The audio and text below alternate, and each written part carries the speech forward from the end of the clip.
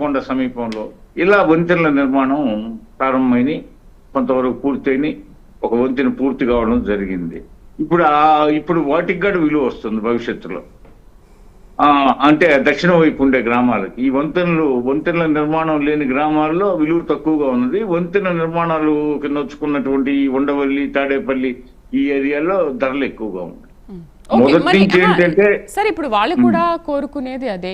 ఉండవల్లి మా గ్రామంలో దీనికి విలువ ఎక్కువ, కోట్ల రూపాయలు విలువ చేసే భూములు కాబట్టి మరి మీరెందుకు వాళ్ళ సమస్యల్ని పరిష్కరించట్లేదు? ఎందుకు దాన్ని సీరియస్ గా తీసుకోవట్లేదు, వదిలేస్తున్నారు?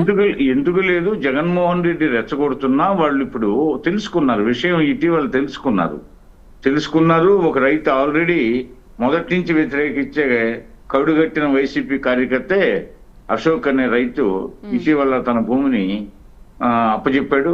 ఇంకా వాళ్ళ కజిన్ భూమి కూడా ఉంది, అది కూడా అప్పచెప్తామని చెప్పారు.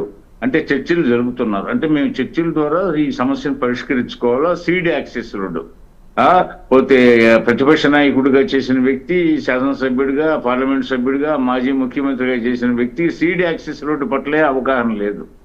అంటే ప్రజా ప్రయోజనాల కోసం విశాల దృక్పథంతో రైతులు ఏదన్నా పోయి కలిస్తే ఇవ్వండియా, కాస్త కొద్దిపాటి భూములే కదా, అక్కడక్కడ అప్రోచ్ రోడ్లకి లింక్ వీటికి రోడ్స్ కి పోతే కొన్ని చోట్ల అవసరం అయ్యి అడుగుతున్నారు.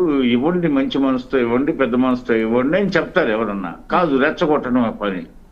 అంటే దేశద్రోహ నేరం కింద వీళ్ళని బుక్ చేయాల్సి వస్తుంది ఈ రెచ్చగొట్టే ఈ జగన్మోహన్ రెడ్డి లాంటి వాళ్ళని. లేకపోతే ఏంటి, ఒక విశాలమైనటువంటి అన్ని రాష్ట్రాలకు రాజధానులు ఉంటే ఈ రాష్ట్రానికి 12 ఏళ్ల నుంచి తెలంగాణ వాళ్ళు ఎగతాళి చేస్తున్నారు. ఇంకా రాజధాని నిర్మించుకోలేదు. మహానుభావుడు అధికారం ఇవ్వకపోతే ఇదివరకు పూర్తి అయిపోయి ఉండేది.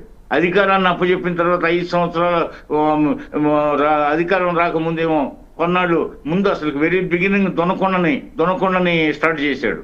ఆ తర్వాత మళ్ళా నాగార్జున యూనివర్సిటీ అన్నాడు. ఇక నేను అమరావతిలోనే ఇల్లు కట్టుకుంటున్నా అన్నాడు తాడేపల్లిలో. నమ్మారు జనం. అమరావతి అంటున్నారు అని చెప్పేసి.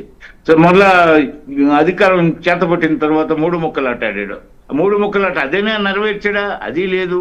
3 ముక్కలాట అని చెప్పి విశాఖపట్నం ప్రధానమైన రాజధాని కేంద్ర బిందువు అన్నాడు. అక్కడ అతను ఓట్లు తన నమ్మలేదు. అప్పుడు మాకు 4 సీట్లు వచ్చాయి. మొన్న మేము అన్ని సీట్లు గెలిచాం విశాఖపట్నంలో. అతను ఎక్కడ రాజధాని అన్నాడు, అక్కడ సీట్లు రాలేదు. 2 పర్యాయాలు.